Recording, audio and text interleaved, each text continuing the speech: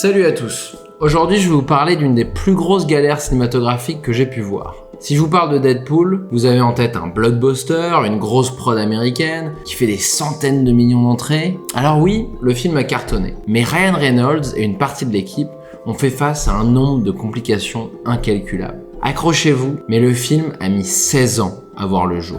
Pour vous donner une idée, en 16 ans, et avec la technologie actuelle, on a le temps d'envoyer une sonde sur Uranus et attendre qu'elle revienne. Je sais, ça n'a rien à voir, mais essayez de réfléchir à un truc de fou qui met 16 ans et écrivez-le en commentaire. Vous allez voir, ça peut vite donner le vertige.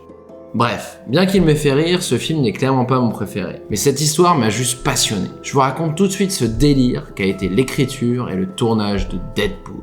Tout démarre en mai 2000. Marvel Studios annonce vouloir faire un film sur Deadpool. Et nouveauté, ce projet doit être le premier que Marvel produit sans aucun major studio. Le film est donc sorti en 2016, et je peux vous dire qu'il s'en est passé des choses pendant ces 16 années. Le projet est donc annoncé sans major, mais en 2004, changement de route, Marvel commence le développement avec New Line Cinema. David Goyer, qui est réalisateur et scénariste, commence à écrire et pense déjà à Ryan Reynolds dans le rôle principal. Mais cette idée est finalement mise de côté, et David se consacre à des projets tout autres.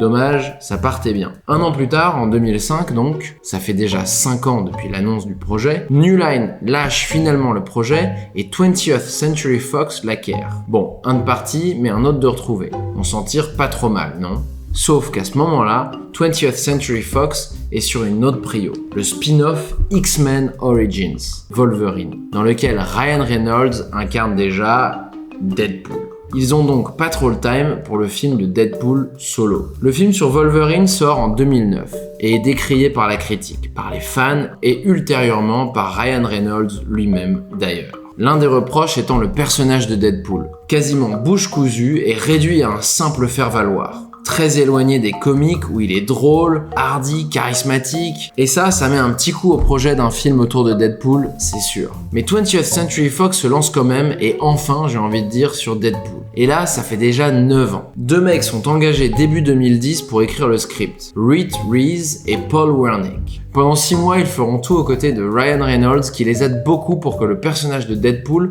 soit semblable à celui des romans. Drôle, provoque, rien à voir avec le Deadpool raté vu dans Wolverine.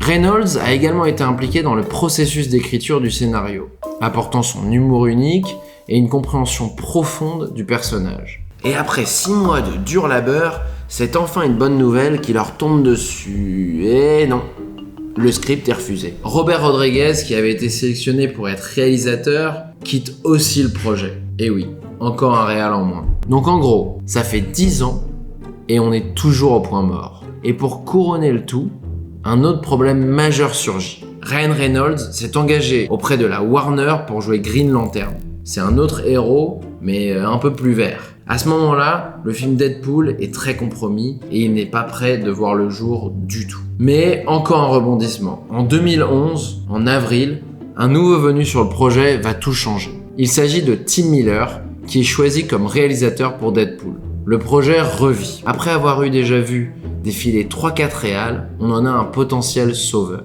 Et là, on se dit quoi ? Qu'il nous faut un réal de taille. Parce que Deadpool, je vous rappelle, ça doit être un film d'action, d'humour, un scénario costaud, un tournage long, des cascades, des effets spéciaux, une longue préparation. On veut en prendre plein les yeux. Et bien sûr, pour ça, il nous faut un réalisateur solide, expérimenté, une star. Forcément, vous vous dites, Tim Miller, c'est exactement ça. Eh ben non. En fait, figurez-vous que Tim Miller, il n'a jamais fait de long métrage de sa vie, à cette époque. Mais Tim Miller va vous surprendre. Comme quoi, l'expérience, ça fait pas tout. La Fox doute beaucoup du projet, notamment à cause du fait qu'il est plus border que les autres films Marvel. L'humour limite pour adultes, la vulgarité, le langage. On n'est pas sur un film de super-héros classique. Et ça leur fait peur. Ils filent donc à Miller un peu d'argent pour faire une première démo. En gros, c'est pour tourner des images tests. Mais il lui en donne extrêmement peu. Et forcément, les images déplaisent. Century Fox ne valide pas du tout le projet. Pourtant, dites-vous que James Cameron, donc le réalisateur de Titanic, et David Fincher, qui a fait Seven, entre autres, sont des amis de Miller et avaient lu et longuement défendu le scénario auprès des hauts placés de Fox. Nos scénaristes, notre réalisateur et Ryan Reynolds attendent donc un feu vert de chez Fox. Et Fox, ils sont pas pressés. Parce qu'entre-temps, ils ont d'autres priorités.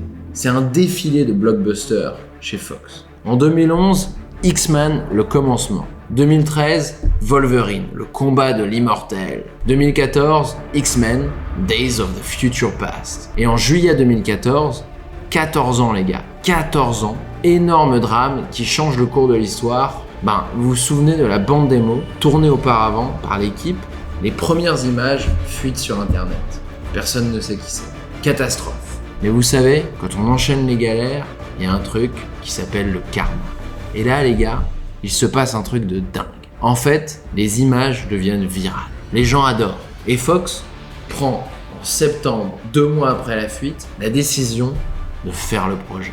Ce qui est super drôle, c'est que Miller et Reynolds, dans leur désespoir, devant la non-motivation de Century Fox à faire le film, avaient parlé du fait de faire fuiter les images, mais pas sérieusement. Et au début, Reynolds pensait même que c'était Miller qui l'avait fait. Perso, moi, j'aurais toujours un petit doute. Et vous?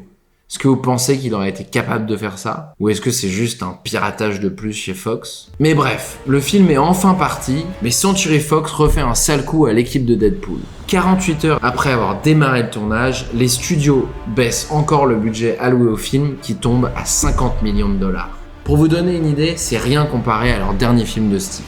X-Men, le commencement, c'est 160 millions de dollars. Wolverine, le combat de l'immortel, c'est 120 millions de dollars. Et X-Men, Days of the Future Past, 250 millions de dollars. Plus récemment, certains films comme Avengers tapent dans les 300 millions. Et en plus, faire ça au dernier moment, ça force l'équipe à réécrire des scènes, couper des éléments importants. En gros, 1/10 du script, soit 9 pages sur 110, ont été retirés. Mais à ce stade, les mecs foncent quand même. Pour vous donner une idée de leur investissement émotionnel, Miller et Reynolds ont pleuré en voyant la première fois le costume qui allait servir pour faire le film. Miller dit d'ailleurs dans une interview « On s'est battu comme des lions pour en faire la plus fidèle adaptation à un comic jamais vu par les fans. C'est dur à accomplir, c'est une prouesse, mais on est super heureux du résultat. » Ils ont fait en tout 10 mois de tournage. Et Ryan Reynolds était tellement impliqué dans la création du film qu'il a même participé au financement, sacrifiant une partie de son salaire pour garantir que le film soit réalisé selon sa vision. Voilà ce que Ryan Reynolds aurait dit. « J'ai passé 10 ans à essayer de lancer Deadpool. C'était un enfer. Et quand un connard a balancé les images tests sur internet, ça a enfin démarré le projet. Le studio n'a jamais vraiment cru en ce film. Donc ils ne nous ont rien donné, comparé aux autres films tirés de comic books. On devait faire comme si chaque dollar en était 10. Après ces 10 mois, le film est là et il déchire. Beaucoup de références aux autres films, à la pop culture, des scènes en impro, de l'humour, les cascades et les effets spéciaux spectaculaires ont aussi joué dans la réussite du film Deadpool. Les scènes d'action du film sont super bien chorégraphiées et comportent de nombreuses cascades périlleuses. Les acteurs ont suivi un entraînement intensif. Niveau effets spéciaux, on a des scènes époustouflantes, notamment les affrontements. C'est important de noter d'ailleurs que le réalisateur, Miller, a beaucoup bossé dans les effets spéciaux avant de faire ce film. Mais pour moi, le vrai secret de la réussite sur ce film, c'est un homme, Ryan Reynolds, l'acteur principal. Reynolds était un fervent fan du personnage de Deadpool et a travaillé pendant toutes ces années pour concrétiser ce projet. Toute l'authenticité de ce film a grandement reposé sur lui et sa créativité. Et l'un des scénaristes, Reed Rees, a déclaré que Reynolds était le gardien de la flamme de Deadpool durant des années. Je cite, « Si on ajoutait un élément qui sortait du personnage, il incarnait ce détail. » Le film sort en 2016. 783 millions d'entrées. Il rapporte 782 millions de dollars pour 58 millions de budget et décroche un record là où Ryan Reynolds donne une belle leçon de persévérance.